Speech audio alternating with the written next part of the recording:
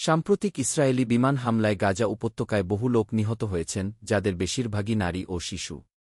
Israeli প্রধানমন্ত্রী Benjamin Netanyahu ঘোষণা করেছেন যে গাজার দক্ষিণে নতুন একটি নিরাপত্তা করিডোর স্থাপন করা হবে, যা রাফাহ শহরকে কেন্দ্র থেকে বিচ্ছিন্ন করবে।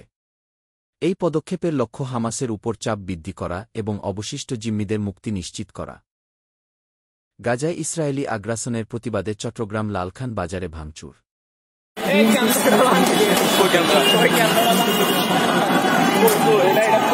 নির্বাচন আদায়ের জন্য জনগণকে